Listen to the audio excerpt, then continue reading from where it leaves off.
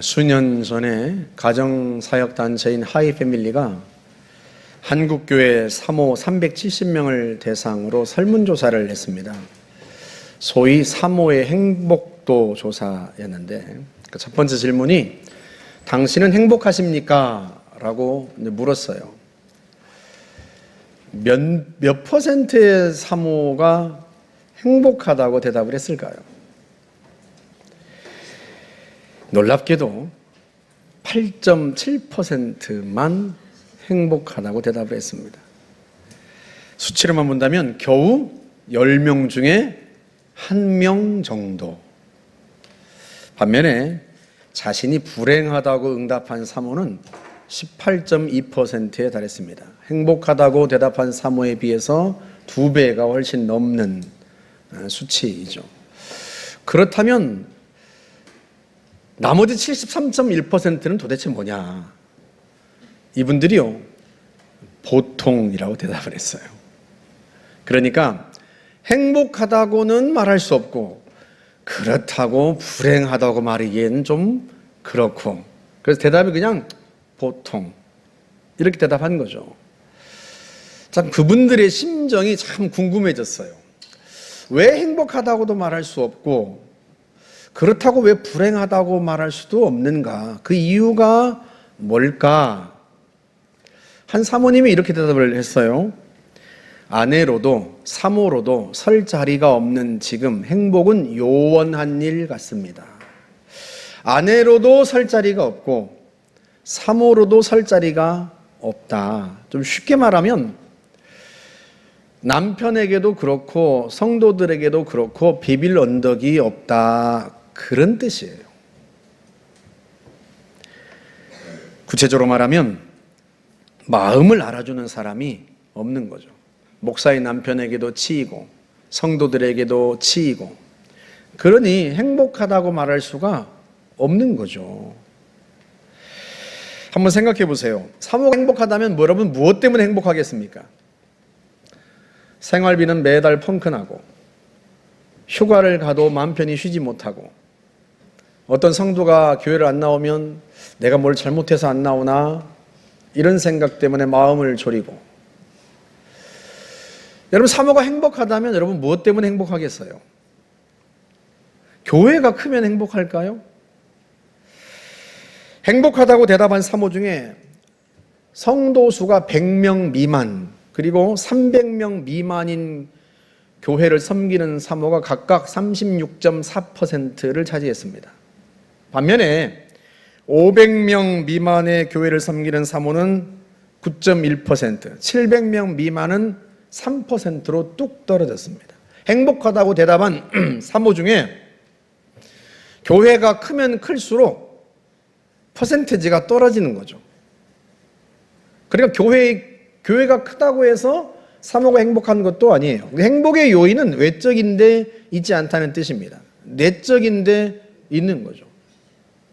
마음을 알아주는 사람이 있는가 없는가. 실제로 행복하다고 대답한 그 사모님들에게 그 다음 질문이 뭐였는가 하면, 물론 불행하다고 대답한 사모님도 마찬가지예요.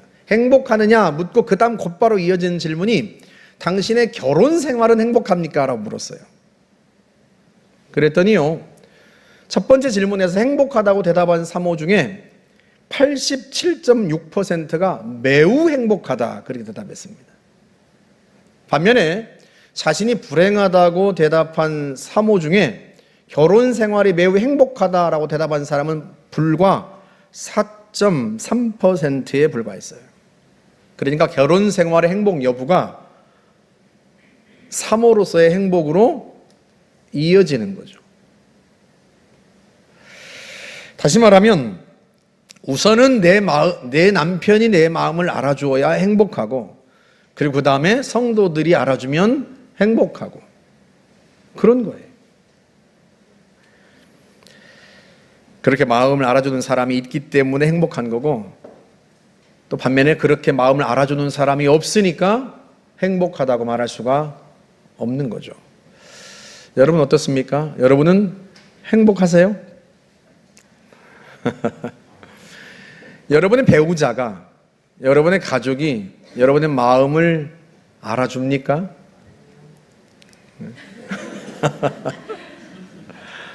뒤집어 삼으면서 물어볼까요? 거꾸로. 여러분은 여러분의 배우자의 마음을 알아주세요? 여러분 가족의 마음을 여러분 알아주십니까? 자녀들의 마음을 알아주세요? 제가 우리 아이가 고3 때, 큰아이가 고3 때 집에를 들어갔더니 아이가 울고 있어요. 소파에 앉아서. 다 큰 녀석이 고3짜리 남자아이가 울고 있으니까 수험생이 그 심정이 힘든가 보다 그랬더니요, 얘가 뭐라고 한 줄 아세요? 아빠, 목사의 아들로 사는 게 얼마나 힘든 줄 아세요? 말은 안 했지만 목사의 아들로 사는 게 자기에게 너무 힘들었던 거예요.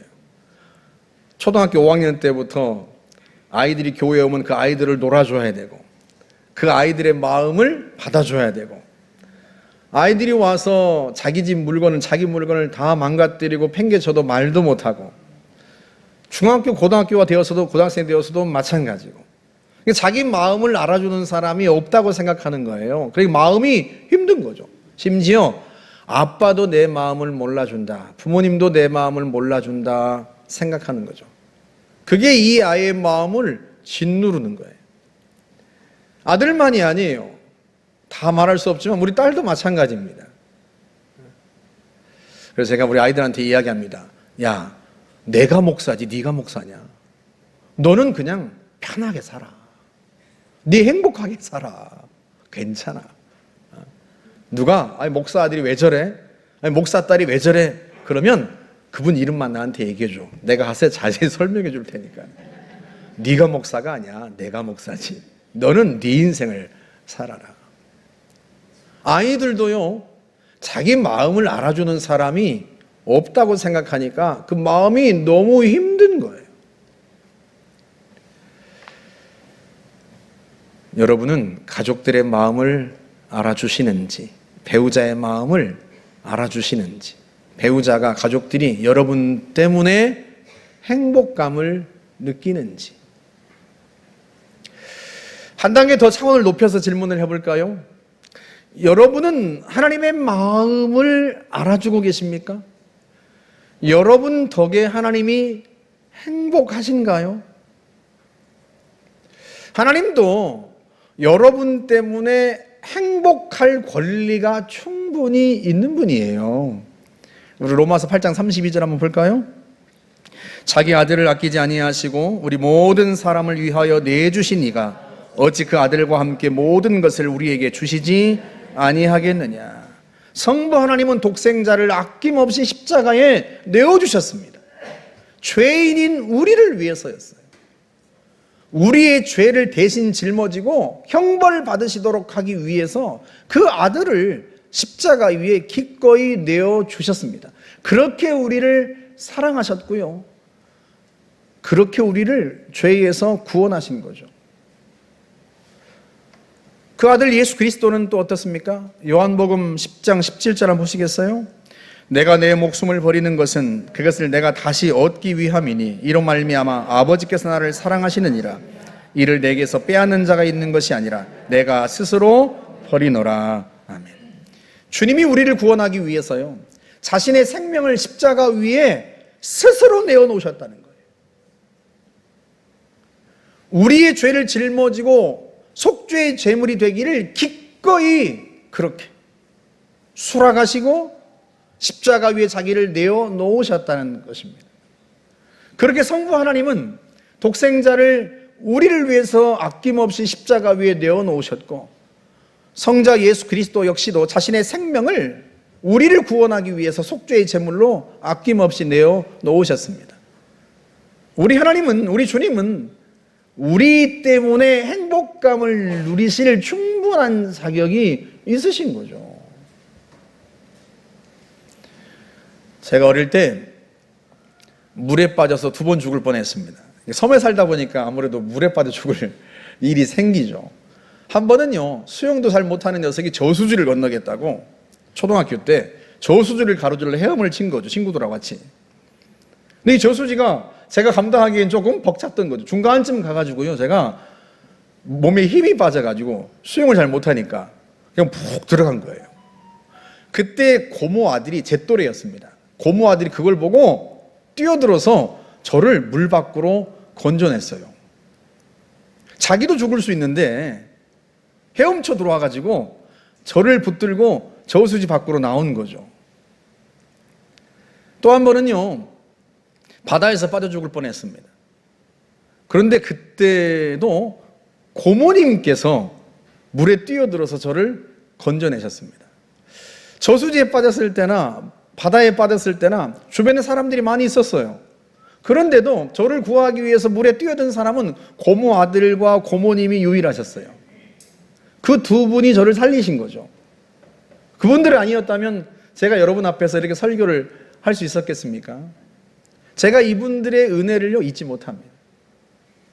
이분들에게 무슨 일이 생기거나 도움이 필요하면요, 제가 할 수 있는 모든 자원과 할 수 있는 모든 노력을 기울여서 이분들을 돕고 앞으로도 그렇게 할 겁니다. 이분들이요, 저를 위해 대신 죽으신 게 아니에요. 저를 죽을 뻔한 저를 살려주신 거죠. 그래도 저는 그 은혜를 잊을 수가 없어요. 그런데 우리 주님은요, 우리를 위해서 대신 십자가 위에서 죽으셨습니다. 우리의 죄를 짊어지고 우리의 죄 때문에 받아야 할 형벌과 저주를 십자가 위에서 친히 당하시고 죽음을 경험하신 거예요. 창조주신 주님께서 피조물인 우리를 위하여서 목숨을 아낌없이 내어놓으신 겁니다.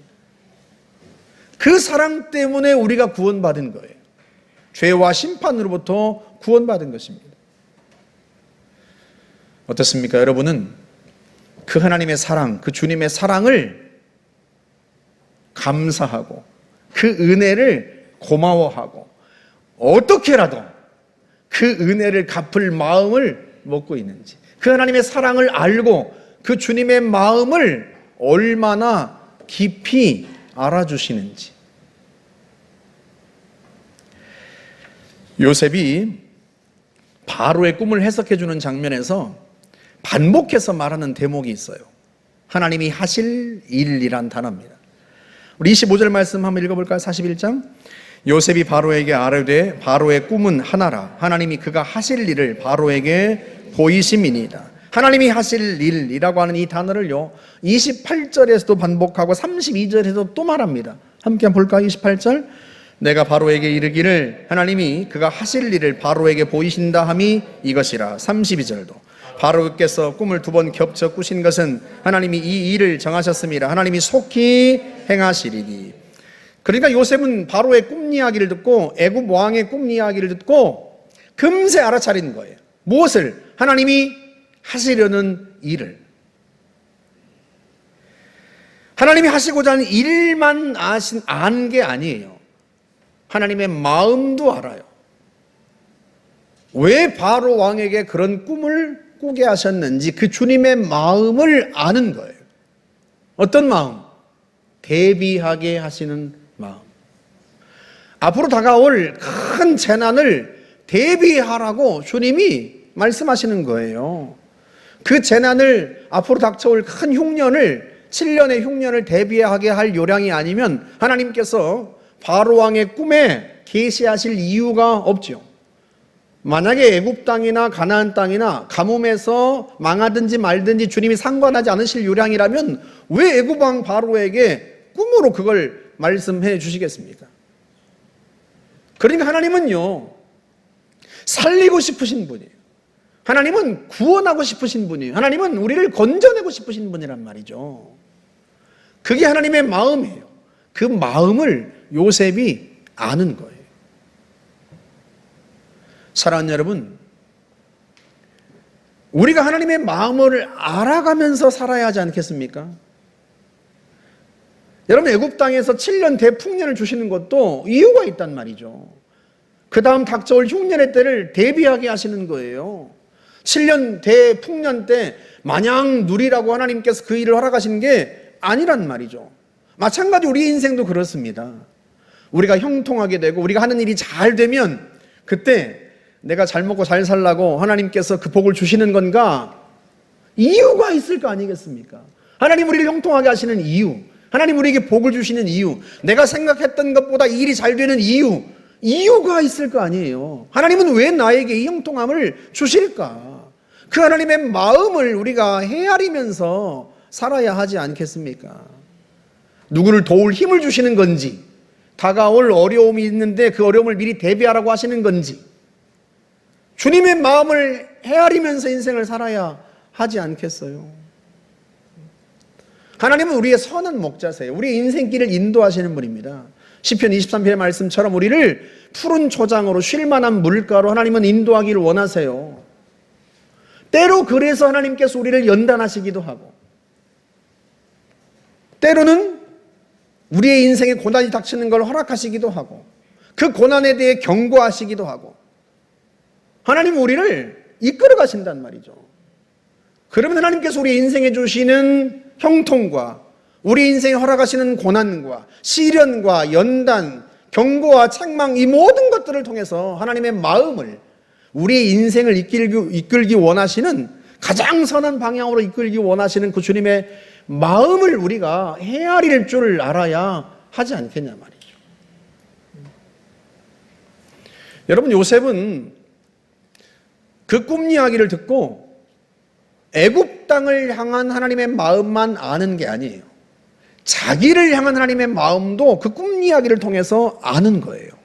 여러분 한번 생각해 보세요. 만약에 하나님께서 애굽 땅을 건져내는 것만이 하나님의 생각이었다면 바로 왕이 이해할 수 없는 꿈을 왜 꾸게 하겠습니까? 아니, 바로 왕은 이해를 못했다 하더라도 애굽 전역에 있는 모든 현자들이, 모든 지혜자들이 모였을 때 적어도 그들이 그 꿈은 알아들을 수 있도록, 깨달을 수 있도록은 하셔야 하지 않겠습니까? 그런데요, 그 꿈을 이해하고 그 꿈이 알려주는 미래를 대비할 힘을 갖고 있는 이 바로 왕은요, 그 꿈을 꾸고도 무슨 꿈인지를 모르는 거예요. 그 꿈 이야기를 듣는 애굽의 모든 지혜자들도 도무지 알 수가 없어요. 하나님이 이 꿈을 누구만 알게 하신 거예요? 요셉만 알게 하신 거예요.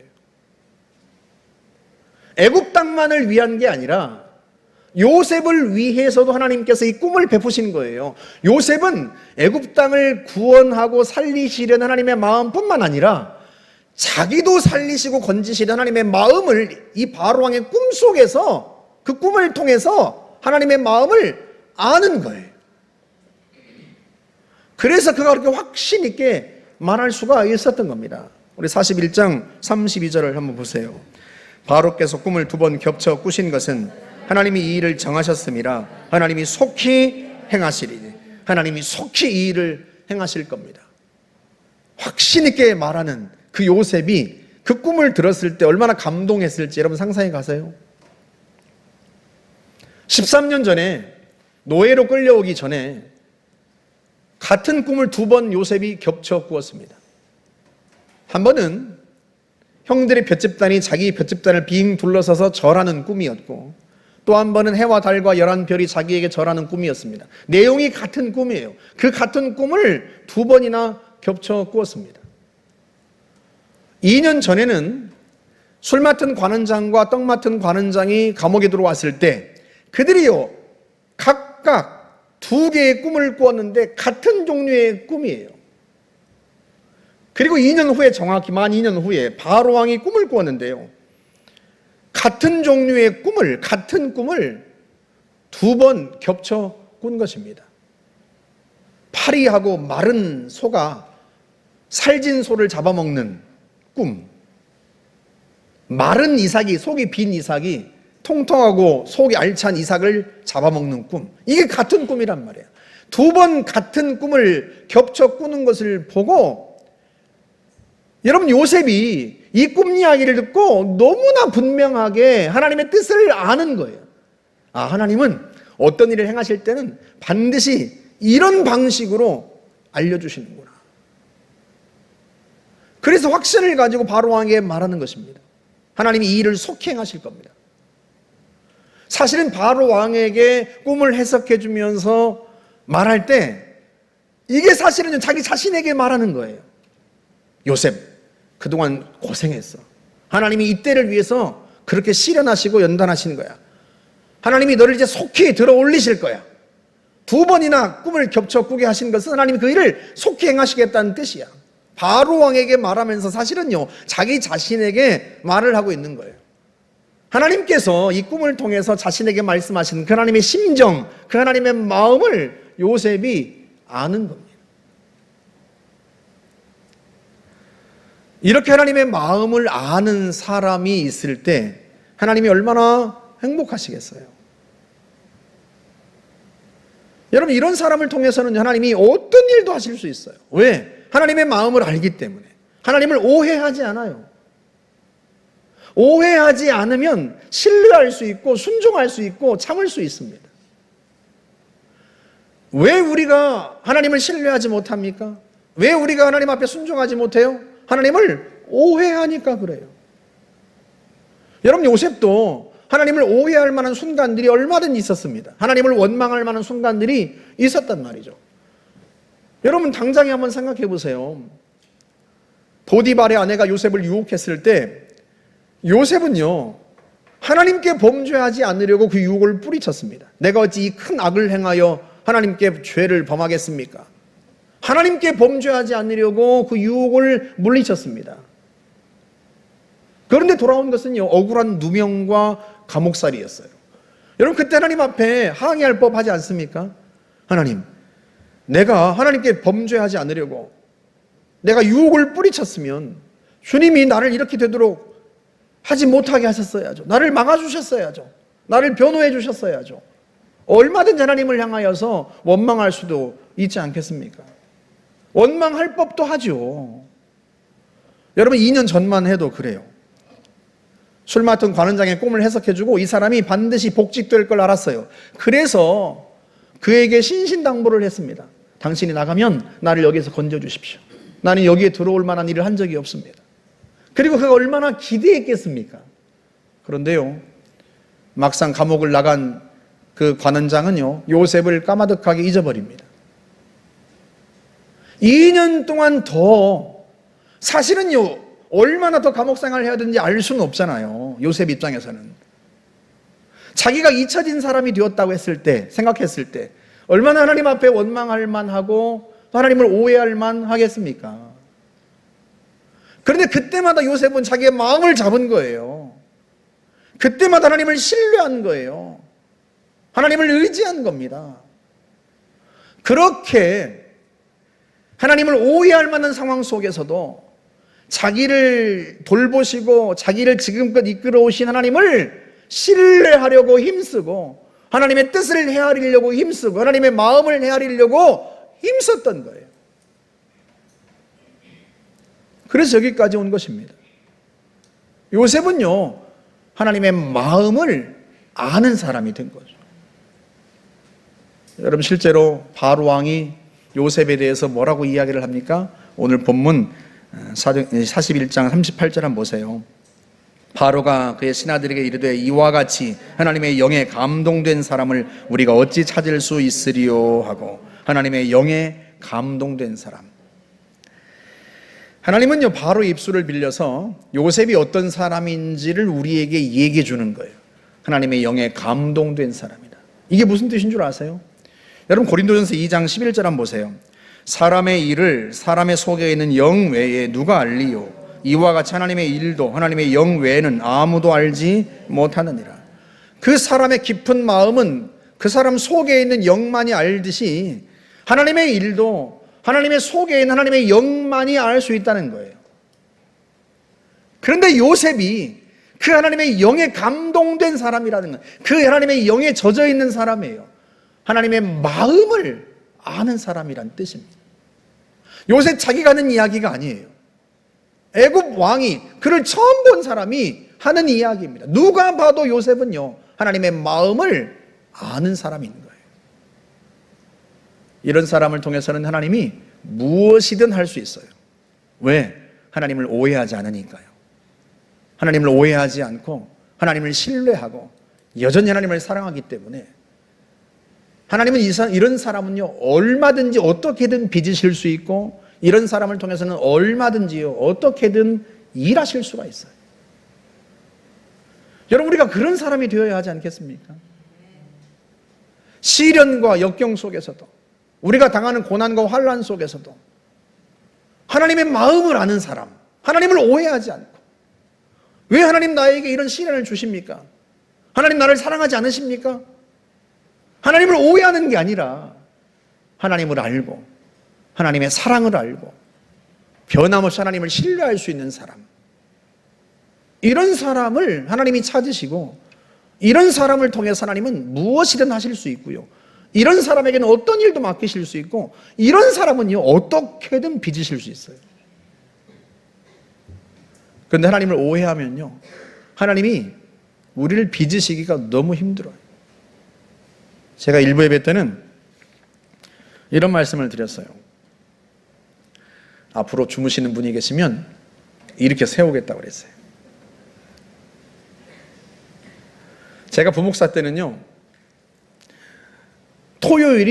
금토일이 굉장히 힘든 날이에요. 준비할 것도 많고 신방할 것도 많고, 그래서 토요일 날 일찍 자본 적이 없습니다. 주일날 예배 자리에 앉으면요, 일부 예배부터 7시 반부터 예배를 드리거든요. 예배 준비 일찍 나와서 준비하고, 그러면 그냥 앉은 채로 잠이 쏟아져요. 여러분, 기도하면서 자보신 적 있어요? 저는 서서 기도하다가도 잠든 적이 있어요. 기도하다가 졸지 않으려고 서서 기도하고 움직이면서 기도했는데요, 어느 순간 자고 있는 거예요. 그 정도로 피곤해요. 그래서 제가 졸지 않으려고, 예배 시간에 졸지 않으려고 7년 부목사 생활하는 그 7년 내내, 7년 반 동안 저 맨 뒤에 서서 예배를 드렸습니다. 아침부터 3부 예배가 마치는 순간까지요, 예배 1시간 반 동안 계속 서서 예배를 드렸어요. 왜냐하면 저도 목사지만 하나님이 내게 주시는 그 한 말씀 때문에 우리 인생이 변할 수 있거든요. 하나님 우리에게 주시는 인생의 해답과 우리 인생의 메시지는요, 예고 없이 어느 순간 우리의 심령 속에 확 들어오고 박힙니다.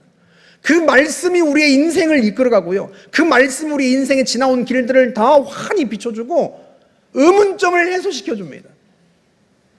그러니 어떻게 1시간 1시간 매주마다 드리는 그 예배를 좋을 수 있겠냐 말이죠. 제가 우리 성도분들을 보면서 다른 것은 제가 잘 간섭하지를 않아요. 그런데 졸거나 하는 것은 제가 늘 설교하면서도 마음이 너무 안타까워요. 하나님은 오늘 우리에게 주시는 말씀을 통해서 인생이 변할 수 있는데, 그 인생의 해답을 찾을 수 있는데, 물론 어쩌다가 한번 조시는 거야 이해를 하죠. 그런데 예배 때마다 조시는 분도 계세요.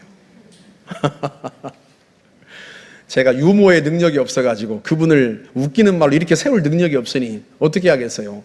물리적으로도 이렇게 세워야지. 아침에 일찍 나오시는 분들이 있다 보니까 아침에 일찍 나와서 피곤하니까 조시는 거예요. 근데 그걸 매번 조세요. 너무 안타까워요. 그래서 제가 다음 주부터 이렇게 세우겠다고 그랬어요. 조시면. 단 오해하지 말라고 제가 부탁드렸어요. 내가 미워서 그렇게 하는 게 아니고, 자존심 상하라고 그렇게 하는 게 아니고, 하나님이 주신 말씀, 그 한 말씀 때문에 인생이 변할 수 있는데, 인생의 해답이 내게 올 수 있는데, 매 예배 시간마다 졸면 하나님이 어떻게 말씀하시냐. 사랑하는 마음으로 이렇게 세우는 것이니 주무시지 말고 차라리 일어서서 예배를 드리시라. 자식들도 여러분 기르면서 어떻게 매번 칭찬만 하고 삽니까? 매번 칭찬만 하니까 우리 아이들이 다 저렇게 자기밖에 모르는 이기적인 인간이 된 거 아닙니까? 자기가 나쁜 짓을 해놓고도 나쁜 짓을 한 줄도 모르고. 아이들도요, 사랑만 주는 게 아니에요. 때론 책망도 하고 벌도 내리고 그렇게 해서 빚어가는 거예요. 그러면 부모가 자식이 미워서 그렇게 하는 겁니까? 사랑하기 때문에 하는 거예요. 그를 빚기 위해서 하는 거란 말이죠. 그 책망이 지나치면 안 되겠지만 아이를 사랑하기 때문에 책망도 하는 거란 말이죠. 그 부모의 마음을 매번 오해한다면 여러분 관계는 틀어질 테고, 그러면요 그 아이를, 그 아이의 인격을 누가 빚겠냐 말이죠. 하나님 우리에게 때로 시련을 주세요. 늘 우리 인생에 형통함만 있는 게 아니에요. 우리가 요셉을 시작하면서 매번 말씀드리지만 우리는요 우리의 인격은 안타깝지만 고난 속에서 빚어집니다. 형통함 가운데 인성이 빚어지는 사람이 거의 없어요. 형통할 때, 잘 될 때 그 인격이 아름답게 성숙한 사람이 별로 없어요. 그래서 사람은 하나님이 고난 속에서 그를 빚으시는 거예요. 요셉도 그런 거예요. 우리가 시편 105편 말씀을 보았지만 하나님의 말씀이 이루어질 때까지 그 말씀이 그를 연단하고 빚어내시는 거예요. 고난의 때 빚어진 그 성품으로 형통의 때에 우리가 영향력을 발휘하는 겁니다. 많은 사람을 살리고 세우는 거예요. 그러니 우리가 하나님을 오해하지 않고 내가 시련을 당했어도 어려움을 겪었어도 하나님이 나를 미워하시는 게 아니고 하나님 나를 내버려 두시는 게 아니고 하나님 나를 사랑하셔서 빚으시는 것이다 라고 그렇게 하나님을 신뢰할 수 있다면 하나님 그 사람을 얼마든지 깊은 신앙과 인격의 소유자로 빚으실 수가 있단 말이죠. 하나님을 오해하면 하나님 빚으실 수가 없어요. 그 인격을 성장시킬 수도 없고 그 신앙을 빚으실 수도 없단 말이에요. 그러니 어떤 상황 속에서도 하나님을 알고 하나님의 사랑을 알고 하나님의 마음을 아는 사람을 하나님이 보면 얼마나 행복하시겠냐는 말이죠. 오해하지 않으니까 얼마든지 하나님 빚으실 수 있고 하나님이 얼마든지 어떤 일에도 쓰실 수 있는 사람, 하나님은 오늘도 그런 사람을 찾으시고 그런 사람을 빚으시고 그런 사람을 쓰시는 거예요. 요셉은 그 하나님의 마음을 아는 거예요. 바로 왕의 꿈을 통해서도 자기에게 말씀하시는 하나님의 마음을 아는 거예요. 요셉아, 때가 되었다. 내가 속히 너를 건져낼 것이다. 내가 속히 너를 들어 올릴 것이다. 요셉 자신을 향한 주님의 위로, 주님의 그 마음을 요셉이 아는 겁니다. 그래서 바로 왕에게 청탁하지 않는 거예요. 조건을 내걸지 않아요. 꿈을 해몽해 줄 테니 나를 죄수의 신분에서 풀어달라 그런 요청하지 않아요. 왜? 하나님을 믿으니까. 하나님이 속히 행하실 테니까. 바로에게 굳이 이야기할 이유가, 굳이 요청할 이유가 없는 거죠. 자기는 다만 애굽 땅을 건져내고 싶으신 대흉년의 때에 사람들을 구원하고 싶으신 하나님의 마음을 전달하면 되는 거예요. 그렇게 하나님의 마음을 아는 사람이 있을 때 하나님은 행복하시고 그런 사람을 통해 하나님의 일들을 행하시는 거죠. 이효령 전 문화부 장관도 별세하셨습니다만 그 따님 이민아 목사님이 별세한 지도 벌써 10년이 되었더라고요. 이분이요, 설교를 준비하다가 또 성경을 읽다 보면 가끔, 또 우리 성도들 생각하다 보면 가끔 생각이 납니다. 이분이 본래 이화여대 영문과를 조기 졸업한 수재입니다. 학교를 졸업하고 결혼과 동시에 미국으로 건너가서 로스쿨을 졸업하고 1989년부터 2002년까지 LA 지역 검사를 역임했습니다. 그러니까 한인사회에선 성공한 사람인 거죠. 그런데요, 속내는 달랐어요. 미국 생활에서 제일 먼저 파경을 맞은 게 결혼 생활이었습니다. 두 번째 남편을 만나서 재혼하고 안정적인 가정을 꾸리려고 했는데요. 재혼한 지 3년 만에 갑상선 암 판정을 받았습니다. 수술을 받았는데요.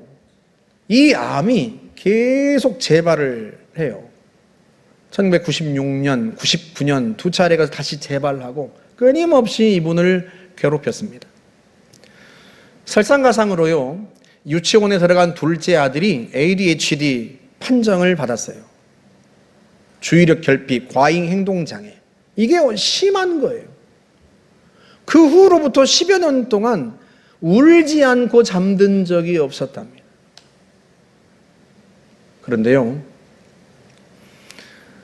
2006년도에는요, 급성 녹내장으로 실명 위기까지 처하게 됩니다.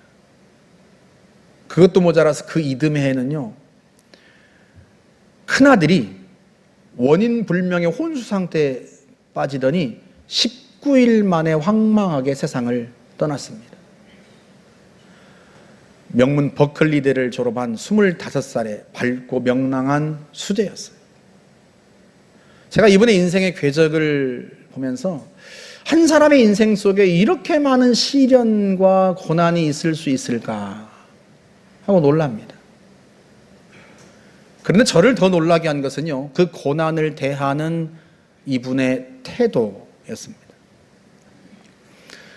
눈에 넣어도 아깝지 않을 사랑스러운 그 아들을 잃고서 19일 만에 원인도 모른 채 갑자기 아들을 잃고 나서요, 이분이 이사야서 55장 18절 말씀을 묵상했답니다.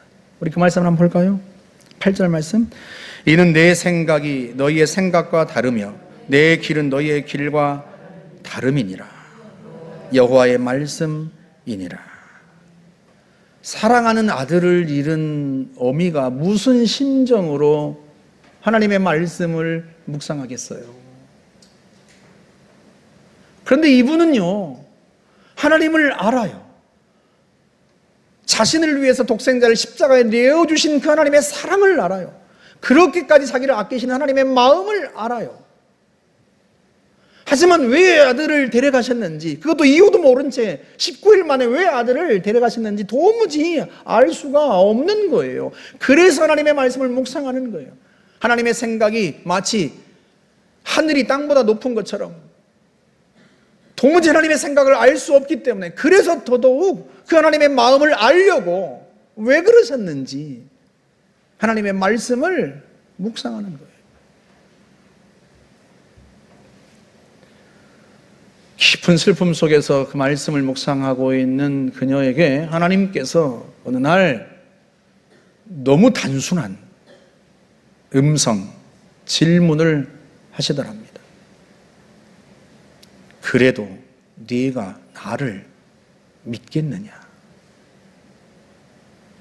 왜 아들을 데려가시는지에 대해서 설명하지 않으세요. 그런데 그냥 묻기만 하시는 거예요. 그래도 네가 나를 믿겠느냐? 여러분, 이 질문이 어떤 뜻일까요? 제가 이 질문을 생각해 봤어요. 자세하게 설명을 그분이 안 했으니까. 그래도 네가 나를 믿겠느냐? 이런 극한의 슬픔 가운데서도 도무지 이해할 수 없는 이런 극한의 고통 속에서도 네가 나를 믿을 수 있느냐? 아니, 너는 내 마음을 아느냐? 아들을 십자가에 내어주기까지, 그 처절한 고통 속에 내어주기까지 너를 사랑했던, 네 아들을 사랑했던 내 마음을 아느냐? 이분이 그 질문을 어떻게 받아들였는지는 모르지만 그래도 네가 나를 믿겠느냐 하는 그 주님의 음성에 아멘 하고 응답을 했습니다.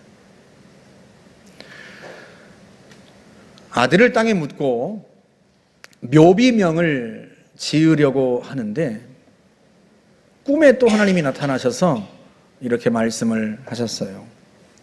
이 아이가 지금 아버지 집에서 편히 쉬고 있다. 그러니 슬퍼하지 말아라. 지금 기뻐하며 쉬고 있다.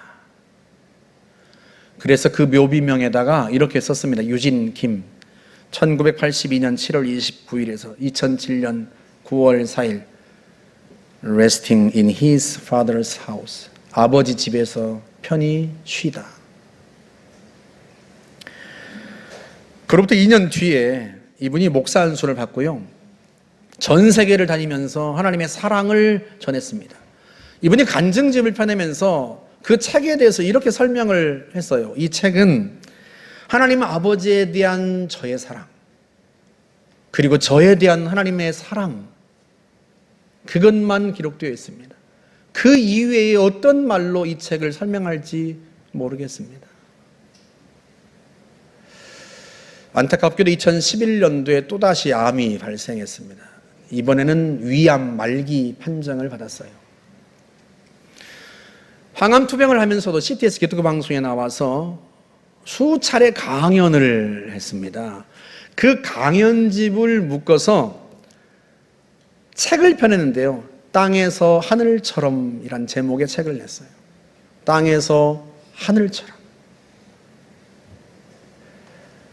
우리가 땅에 살고 있지만 수많은 어려움과 시련을 겪지만 하나님 아버지와 때로는 멀리 있는 것 같고 그 하나님이 내 인생에서 보이지 않을 때도 있지만 그래도 이 땅에서 마치 하늘에서 사는 것처럼 내 하나님 아버지를 내 눈으로 배우는 것처럼, 내 인생의 모든 길이 환히 보이는 그 하늘에 있는 것처럼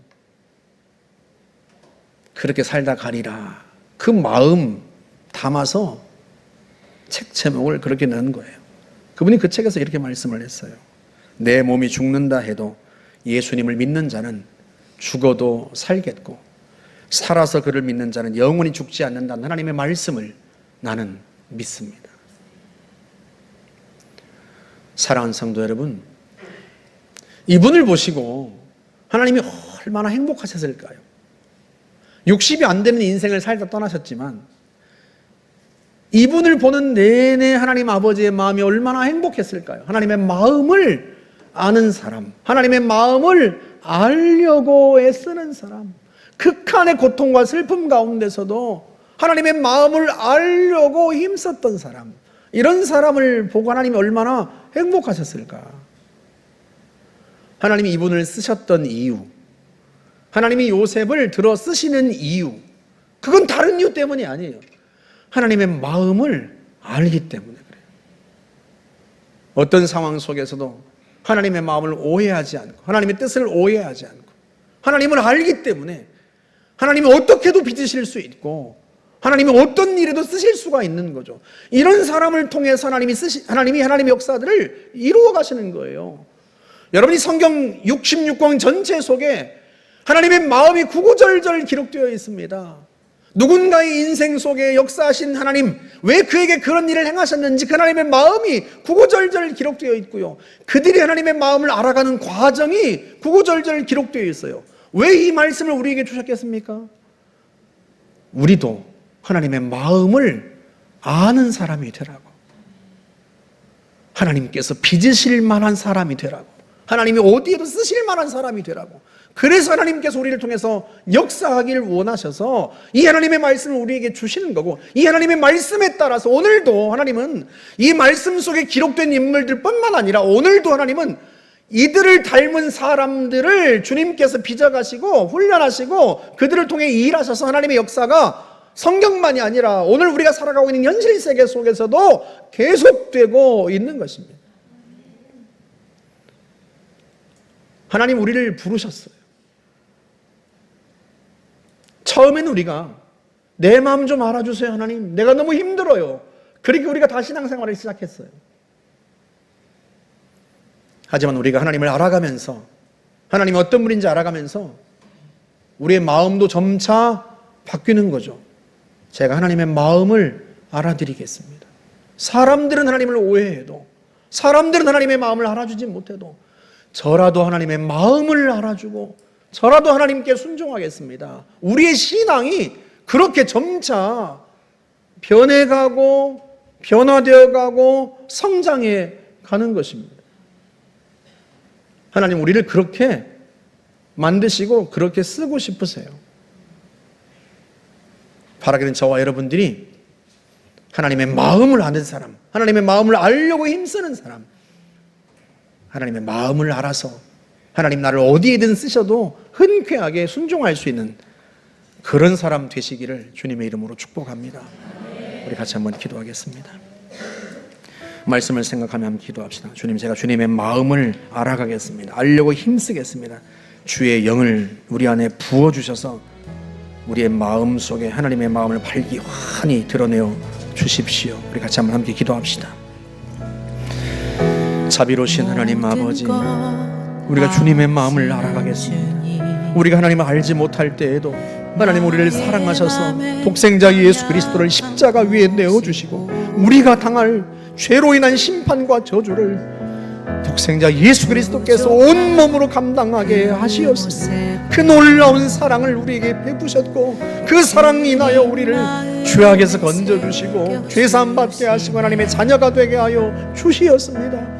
그 놀라운 사랑을 우리가 입어 하나님의 자녀가 되었사오니 아버지 하나님, 평생을 살아가면서 하나님의 사랑을, 그 하나님의 마음을 하나님 우리가 더 깊이 알아가며 살기를 원합니다. 우리의 인생 속에 때로 시련과 역경이 있고 고난이 있지만 하나님 아버지, 그 속에서도 변함없이 우리를 사랑하시고 우리를 이끄시고 빚으시는 주님의 마음을 우리가 헤아려 아는 자가 될 수 있기를 원합니다. 하나님 아버지 도와주시기를 원합니다. 아버지의 영을 부어주옵소서. 주님의 영을 부어주옵소서. 성령을 우리 가운데 부어주시어서 하나님의 영을 통하여 하나님의 마음을 알고 하나님의 뜻을 아는 자가 되게 하여 주시기를 바라고 원합니다. 그리함으로 말미암아 하나님을 어떻게든 빚으실 수 있는 사람, 하나님을 어디에든 쓰실 수 있는 사람, 하나님의 마음을 시원케 드릴 수 있는 사람, 그런 사람 될 수 있기를 원합니다. 하나님 아버지, 세상이 점점 악해져 가고 있습니다. 하나님 아버지, 자기밖에 모르는 사람들로 넘쳐나는 세상이 점점 되어가고 있습니다. 이때 하나님의 마음을 알아 주님의 마음을 시원케 드리는 사람이 우리가 되고 싶습니다. 그런 사람 되기를 원합니다. 주의 영을 부어주옵소서. 우리에게 늘 말씀으로 깨우쳐 주시옵소서. 기도할 때 하나님 감동하여 주옵소서. 찬양할 때 우리의 심령을 주님 갈아엎어 주시고 하나님의 말씀을 듣는 우리의 심령 속에 성령을 부어 주시기를 바랍니다. 하나님의 마음을 통하여 하나님 우리 인생길이 이해되게 하시고 깨달아지게 하시고 앞으로 갈 길이 하나님 아버지 하나님 이해되게 하시고 어떤 상황에서도 주님을 신뢰하며 나아갈 수 있는 그런 하나님의 사람들이 다 될 수 있도록 하나님이 역사하여 주시기를 바라고 원합니다. 우리가 주님의 마음을 알기를 원합니다. 주님의 마음을 알아가기를 원합니다. 주님의 마음을 알아들이는 자가 되겠습니다. 하나님 저희들을 통하여 일하시고 역사하여 주시기를 바라고 원합니다. 은혜를 부어 주시옵소서. 은혜를 부어 주옵소서. 수료들을 마친 우리 아이들을 위해서 기도합시다. 청년부, 중고등부 아이들, 아동부 아이들, 이 아이들이 자기밖에 모르는 애들이 아니라 하나님의 마음을 알고 하나님의 뜻을 아는 자들로 성장해 가도록 하나님의 영을 부어달라고 말씀으로 이끌어달라고 우리 같이 한번 기도하고 현승이를 위해서도 기도합시다. 이 가정에 닥친 이 감당하기 어려운 고난 속에서도 아이가 점차 하나님을 알아갈 수 있도록 부모가 하나님을 알아가고 하나님의 마음을 알아갈 수 있도록 그래서 치유된 이후에 많은 사람들을 살리고 치료하고 세우는 인생을 살아갈 수 있도록 역사해달라고 같이 한번 함께 기도하겠습니다. 자비로우신 하나님 아버지, 우리 아이들을 붙잡아 주시기를 바라고 원합니다. 우리 청년들, 중고등부 아이들, 아동부 유치부 아이들을 붙들어 주시기를 바라고 원합니다. 어려서부터 하나님의 마음을 아는 자가 될 수 있기를 하나님 간절히 사모합니다. 하나님의 영을 부어 주옵소서. 전능하신 하나님 아버지, 요셉처럼 하나님 앞에 훈련되고 연단되어 하나님이 쓰실 만한 사람이 될 수 있기를 간절히 사모합니다. 하나님 아버지, 이 나라 이 민족을 불쌍히 여겨주시어서 하나님 우리 아이들 속에 하나님의 영을 부어주시고 하나님의 마음과 하나님의 능력과 지혜를 가진 자가 되어 하나님의 뜻을 이루어내는 하나님의 사람들이 되게 하여 주시기를 바라고 원합니다. 주의 영을 부어주옵소서. 주의 마음을 깨우쳐 주옵소서. 알게 하여 주시기를 바라고 원합니다. 하나님 아버지, 많은 아이들이 자기밖에 모른 채 살아갑니다. 자기밖에 모른 채 길러집니다. 그러나 우리 아이들만큼은 세상을 변화시킬 수 있는 하나님의 사람들이 되게 하시고 하나님의 마음을 품고 사람을 살리고 구원할 줄 아는 하나님의 백성들이 다 되도록 하나님 인도하여 주시고 이끌어 주시고 역사하여 주시기를 바라고 원합니다. 하나님 아버지, 특별히 현승이를 위하여 기도합니다. 하나님 이 아이에게 은혜를 베풀어 주옵소서.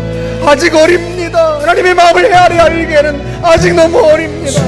하나님, 그러나 주님께서 은혜를 부어주시고 주님의 사랑을 부어주시고 주님의 빛을 비추어 주어서 하나님 아버지, 이 아이가 하나님의 마음을 알아갈 수 있게 해주옵소서.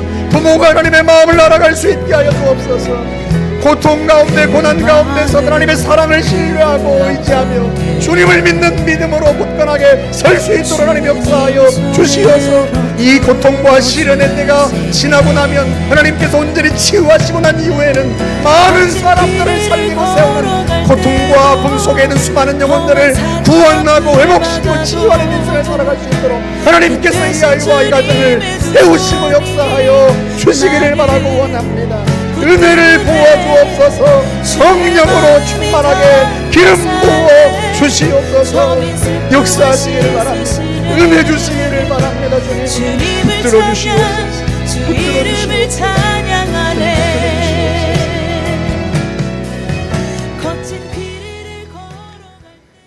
하나님 아버지, 우리가 길지 않은 인생을 살다 갑니다.